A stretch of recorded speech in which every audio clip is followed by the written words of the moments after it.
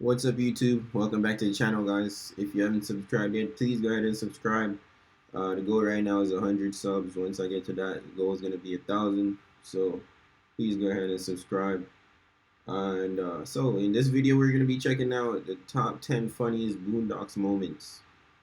I love Boondocks, man. I was happy when they said they were bringing it back. So shout out to them. Shout out to Aaron Magruder, who's the creator of Boondocks. So yeah, man, let's check out this Watch Mojo video of top 10 funniest Boondocks moments. Let's check it out. With the 2020 reboot of the Boondocks, that means that the Freemans' outrageous adventures are set to return to the small screen. Welcome to Watch Mojo, and today we're counting down our picks for the top 10 funniest Boondocks moments. I know about white people too. Like when they talk, they say the whole word like this. For this list, we'll be looking at the most laugh-inducing and/or darkly humorous moments and scenes from seasons 1 to 4 of Cartoon Network's adult animated sitcom. Number 10, Riley's Teacher. It's no surprise that the first entry on this list features this pair. In Season 2's The S Word, the Freemans sue Riley's third-grade teacher, Mr. Pedo, for using this slur against Riley. It's a derogatory racial remark that has divided people for many years. And a J. Edgar Hoover elementary teacher has now been suspended for calling a this. student the N-word. Mr. Pedo explains that his foul-mouthed student's language is so heavily littered with the slur that he's stopped noticing it entirely, as it has crept into his inner voice. I tell you, my inside voice didn't talk like that before he got in my class. He depicts Riley's use of the word as being so ubiquitous that when he heard Riley ask about borrowing a fry, Mr. Pedo's inside voice had the reflex to respond in kind instead of being offended by the contemptuous term. This episode is actually loosely based on real events. Number 9. Granddad opens a restaurant. If you know what it's like to taste food as addictive as caffeine, then this episode's for you. When Granddad cooks soul food for Sunday dinner, Ed Wensler is so impressed that he offers to open a restaurant to serve it. I'm telling you, Robert, this is the best location in Woodcrest. Granddad's food produces an effect called the itis, which is a Itis, state that man. results from its extremely high That fat shit is content. real, bro. That shit is real. You handle the dishes. You eat and then Wensler's plan, as suggested you by just Riley, get lazy. You don't cater want to to do this anything. effect by providing Itis. beds for sleeping customers of the Itis restaurant, proves to be too successful, as the neighborhood quickly devolves into a crime-infested area, with individuals becoming obsessed with Granddad's fatty food. Damn, what happened to you? Look, I was just wondering if I could get a quick Luther burger. Hey, come on, get off me. Woman. Just one. It's ultimately revealed that this was Wensler's plan all along, so that he could buy the remaining property in the neighborhood. I believe our business is done. Hey, if you like me and The Rock and you work out a lot, you have an Apple Watch band, you should check out the new Groove Bands. So, Nice day. Number 8. Diss track for Granddad. When the fictional rap superstar Thugnificent moves into Woodcrest across the street from the Freemans, a beef is instantly born. Oh man, Thugnificent and a lethal interjection living here. Thugnificent makes an immediate impact in the neighborhood by throwing a party, and Granddad files a complaint for noise and cars parked on his lawn. Hey, shut up all that damn noise! I'm an old man. Y'all need to listen to some Nat King Cole. In response to this Nat transgression, King Cole. Thugnificent releases an expletive-filled diss song and music video against Granddad, and it does not disappoint. Snitching ain't the thing to do, so now me and my crew gonna show the block how to handle this fool. He just hating cause we went from rags to riches to baddest bitches. The rapper goes after Granddad's old age and snitching ways and hires a pathetic old actor to imitate him. The hilarious track then inspires kids all throughout town to assault old people. As a local teen explains, quote, because Thugnificent does it and that makes it cool. Recently, a rash of Sweet. elderly assaults attributed to the beef have Sweet. broke out, including 2 in Lithuania and 1 in Tokyo. The AARP announced a boycott of Thugnificent's record label as feared that the protests could soon explode into more violence. Number 7. Riley writes a letter to Santa. When Riley doesn't get what he wants from Santa, there's a price to pay. In this episode, Riley takes revenge on Saint Nick for failing Dear to give him a set Saint. of rims that was on his wish list during the previous Christmas. I didn't ask for much, just rims, not even the whole car. And what do we get? Nothing. Riley takes it up with the old man in a mall appearance by throwing a chair at him and beating him with a golf club. How does a chair hit someone that far?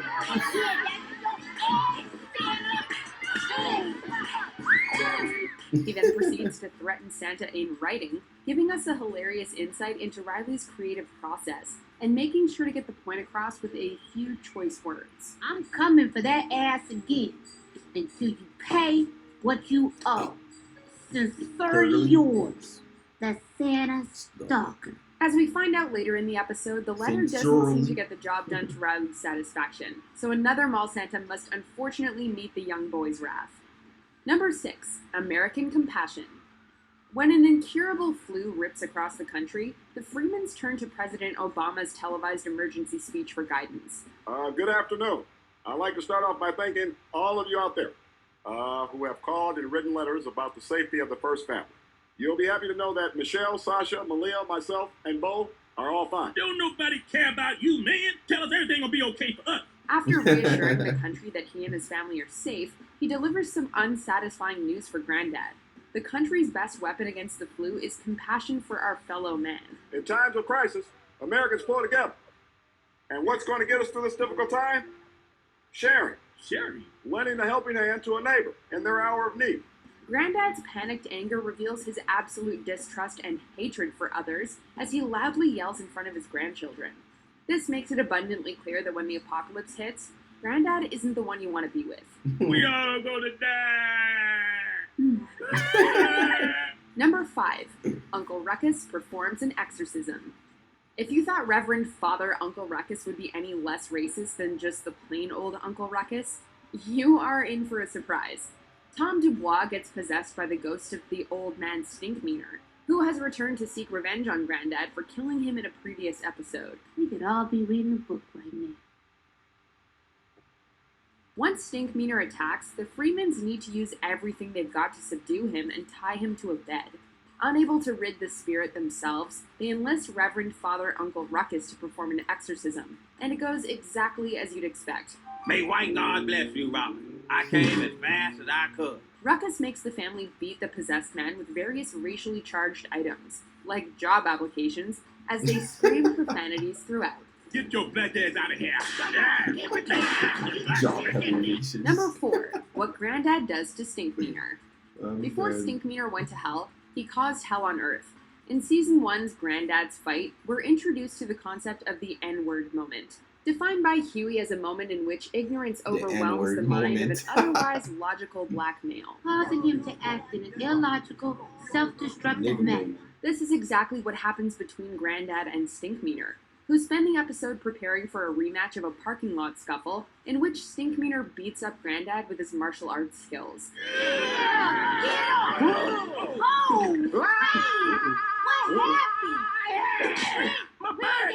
As it turns out, Huey wildly overestimated Stinkmeaner's ability, and in reality, when he beat Granddad, he just got lucky. Unfortunately, Huey discovers this too late, and the blind man soon meets his demise. Dang, Granddad, you don't have to kill him. Number 3. Slickback.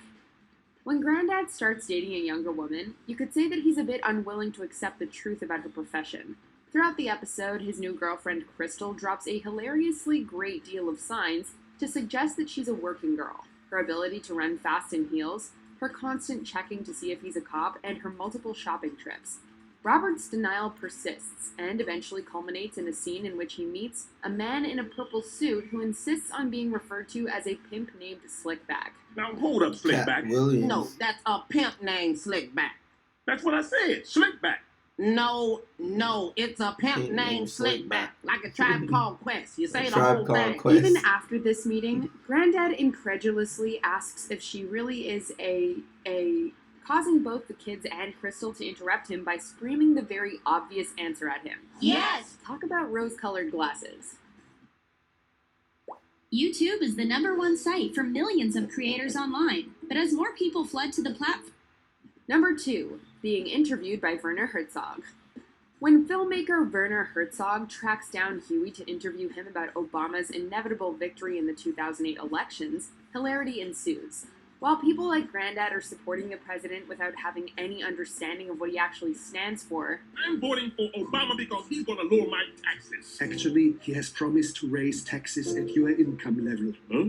and the rest of the world is raving about Obama's presidential run, and dancing to Thugnificent's ridiculous track with will.i.am, Huey is less than impressed. Got up this morning, things weren't working right. I said I wanna make a change. I said I wanna find. A self-described retired that song was hard. Huey responds unenthusiastically when asked if he's merely excited or extremely excited that everything is going to change forever. Herzog goes on to describe violently ending his own life in response to his subject's bleak outlook, and cites an old saying from his native Bavaria about depressing kids like Huey. In Bavaria, we have a saying, der Junge ist ja total bedient. It means this is the most depressing kid I've ever met in my life. Before we continue, be sure to subscribe to our channel and ring the bell to get notified about our latest videos. You have the option to be notified for occasional videos or all of them. If you're on your phone, make sure you go into your settings and switch on notifications. Number 1. Huey lays it down. At the top of our list, we have one of the most incisive criticisms of American culture found in the series, and it comes from the very first episode. I'm not a prophet, but sometimes I have prophetic dreams, like the one where I was at a garden party. In a dream, Huey informs a group of rich white people that Jesus was black, Ronald Reagan is the devil, and the government is responsible for 9/11. Pandemonium ensues as the crowd devolves into violent chaos. That can't be true! Later, at Ed Wensler's garden party that Huey and Riley are forced to attend, Huey tries to reenact his dream, but he encounters one unanticipated problem. None of the rich white people care. Huey is unable to deal with the encouragement and compliments from the various wealthy partygoers, who, instead of being offended and rioting, are all impressed that the young boy is so thoughtful and articulate. Tell me this. Why was all the video recording of the Pentagon attack seized by the FBI and never seen again? He speaks so well. He's adorable. Do you agree with our picks? Check out this other recent clip from Watch Mojo, and be sure to subscribe and ring the bell to be notified about our latest videos. Hey, top 10 Big Mouth. You know, Big Mouth is funny. Might check that one out. Yeah, that was it, man. Top 10 based on Watch Mojo. That's their top 10. That might not be my top 10, but hey, shout out to them for their list. If you haven't subscribed, please go ahead and subscribe. Hit that like button. Let me know what you guys want to see in the comments, and I'm out of here, man. Peace.